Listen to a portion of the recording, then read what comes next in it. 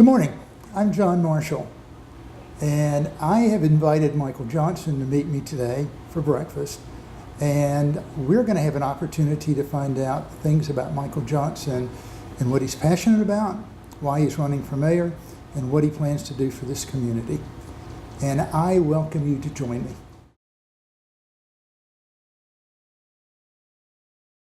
I'm really glad that we had this opportunity to get together and talk. I think a lot of citizens want to know you, want to know more about you. So tell me, what are your thoughts on mayor?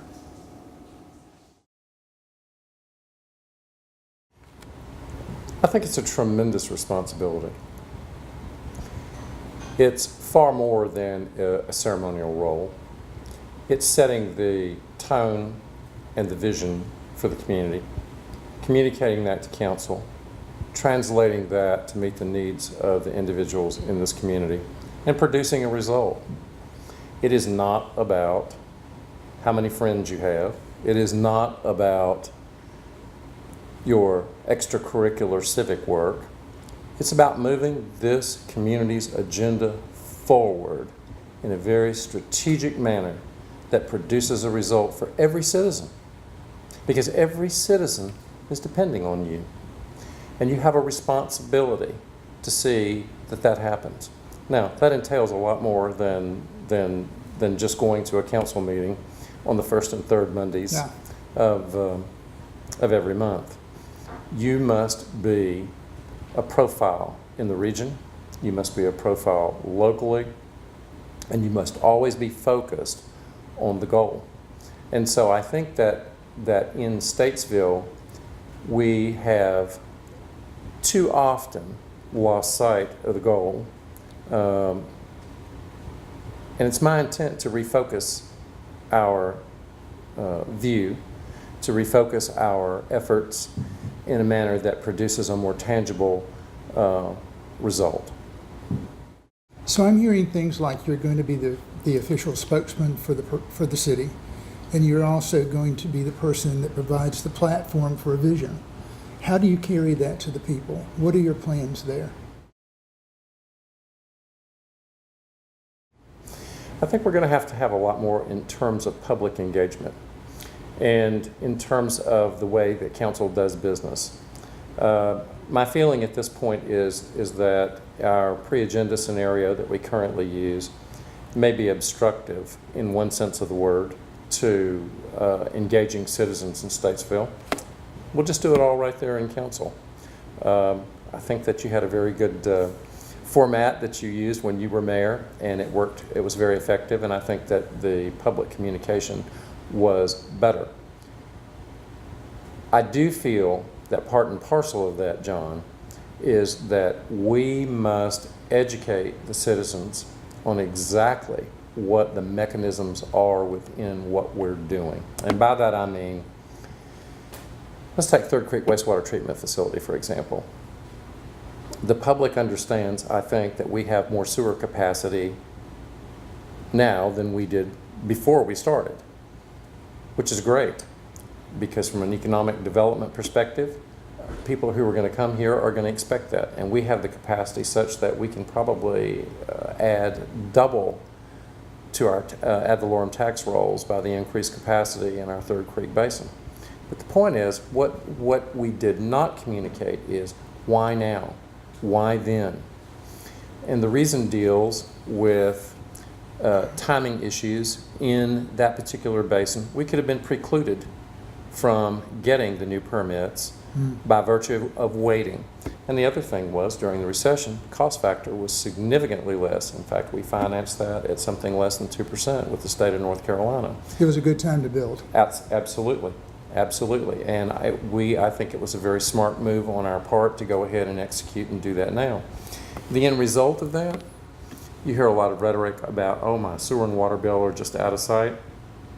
Comparatively speaking, we are about 17% cheaper than Mooresville, and we are about 60% cheaper than the town of Troutman. I consider that responsible management. We've increased our capacity. We've maintained a lower rate posture than any other municipality in the county, and actually one of the lowest in the region. I think that was a good business move. Tell me how you would take the great job that has been done in downtown Statesville, which you were primarily responsible for from council standpoint. And how do you take that out into the community, into the neighborhoods? How do you change, let's say, how do you change South Statesville where we don't have any shopping right now, where they don't have grocery stores? How do you improve their quality of life? How do you bring recreation? How do you make it a safer neighborhood? I know those are things that you're concerned about. We're building hundreds of houses now. It's interesting because I talk to people every day and they don't even know it. One of the properties, we've approved about 500 and some lots, and they've completely built out their first phase, is Hidden Lakes. You know how you get there? Walnut Spring Road. Go down Wilson Lee Boulevard, take the last right off of Wilson Lee Boulevard, and there you are. And those houses are $200,000 to $250,000. And they'll demand goods and services. Exactly. And what will happen is that as that infill happens, as it happens with the other national companies who are building in Larkin, who are building in Wildwood, and these projects are building out and more are starting, what will happen is you're going to see the emergence of retail service hubs in those areas. Now that brings them into proximity of 1 mile. So if we take our new public services facility, which council has not voted the actual final plan yet, but the drawings are about 40,000 square feet. It'll house the police department, it'll house the fire department and EMS, or if we get into the fire department running medical service, house them in that sense. It'll have space for community meetings. We may even have city council meetings there. We'll have planning board meetings there. We will engage the community. The purpose of this is not to gentrify and move those people out of their homes. The purpose of this is to improve their environment and to help them sustainably grow, both from an equity position in their home and to a better quality of life in that area. In what you just said to me, it says that you've been doing a lot regionally as well. And I think that's going to bring a lot to the job and to being mayor. So why don't you tell me what you've been doing? Well, like you, I have been on the board at the Central Atlanta Council of Governments for, goodness, 8 years.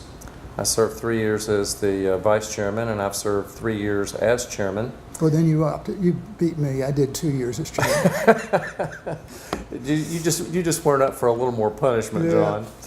But in that process, I chaired the $4.9 million HUD Sustainable Communities Grant for the 10 counties in North Carolina, and also included 4 counties in South Carolina, which was the largest HUD grant I think ever awarded in the state of North Carolina. Tremendous research base. And something that has been very beneficial, particularly in terms of water management and things that are very important to Statesville, such as transportation, regional freight, issues that are going to define our future. And by that, let me say, the thing that's so exciting to me about Statesville's position in the region, we have such a unique position in the greater Charlotte region with respect to transportation and with utility infrastructure. Our horizons are limitless, but if we don't pursue them, then it will be opportunity lost. So I view our work within the region with other elected officials in other communities, working very closely with our federal and state officials, and it's produced very tangible results for Statesville. Look at the grant at the airport. Look at the SAFER grant that we just got for the fire department. I mean, I can go on and on and on. Tell the people, tell me what you do professionally, because I think it fits in, dovetail, just like this.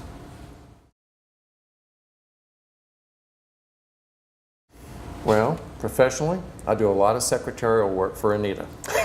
As I do for my wife, Linda. I understand that part of it. We are in the general brokerage business, the real estate general brokerage business. She is our general broker, and of course I try and support her in that effort. In the real estate development side of our business, I am a licensed general contractor in the state of North Carolina. I have qualifications in highway building, and that includes airports and rail, public utilities, and residential building. And we have done a myriad of projects throughout North Carolina, South Carolina, a very heavy concentration in coastal South Carolina.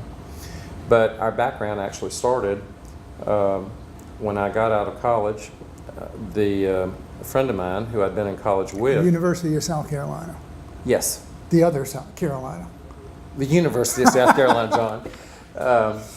But we actually opened a marketing and advertising firm and specialized in banking and real estate. And gosh, after about a decade, our client list included National Corporation for Housing Partnerships, the Real Estate Trust of Equitable Life Insurance, Westvaco Corp. In the financial industry side, we did North Carolina Federal, Southeastern Savings, Security Federal for the state of South Carolina, a myriad of coastal resort projects, brokerages, and a lot of national and regional builders.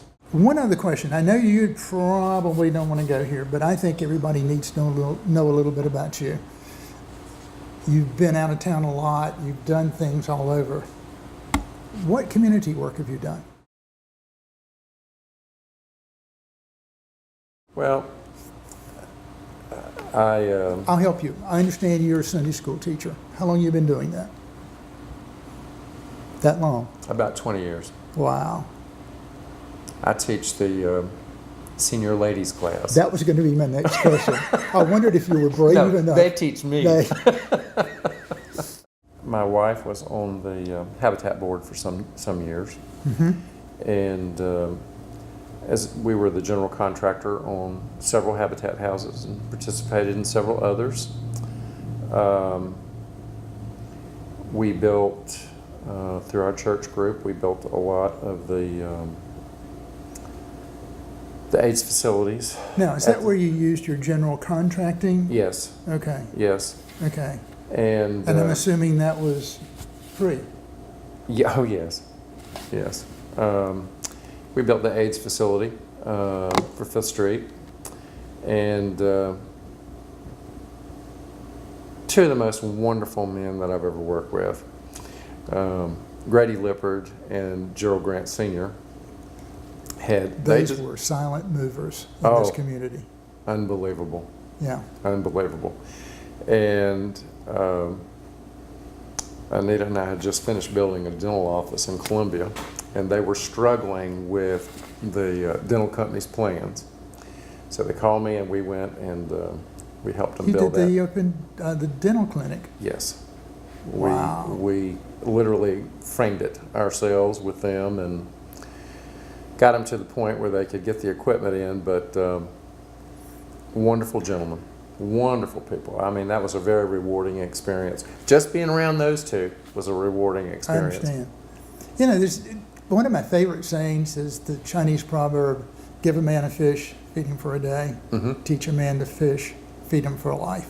Yes. And I can't help but think those projects do that. That's a wonderful, you change people's lives. Well, I think there are just some tremendous opportunities in our community to witness and to serve. Tell me what your vision is that you would bring to the city and to the community. What is your vision as mayor? Where do you want to take Statesville? I guess for the sake of analogy, what's in my head is a little more like what you would see on Davidson down around the government center, where now actually they got a $100 million grant to do that. They've redeveloped the entire area. And John, It is market rate with assisted, with Section 8. You can go down that street. You can't tell me which is which.